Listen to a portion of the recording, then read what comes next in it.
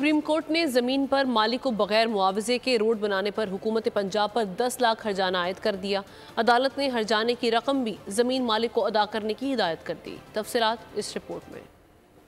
हमारा काम ये रह गया कि एडवोकेट जनरल्स को आइन पढ़ाते रहे। सरकार ने किसी की जमीन पर बगैर इजाजत मुआवजा रोड कैसे बनाया? क्यों न ऐसे फजूल मुकदमाबाजी पर जुर्माना लगाएं। चीफ जस्टिस काजी फायज ईसा का दौरान समात एडिशनल एडवोकेट पंजाब पर बरहमी का इजहार।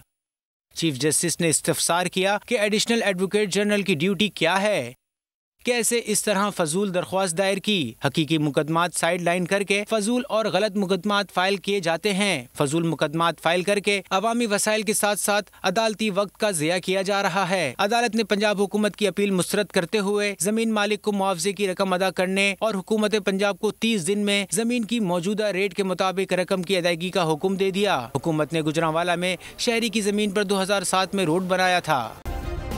सब्सक्राइब करें और बेल दबाएं ताकि कोई खबर रह न जाए।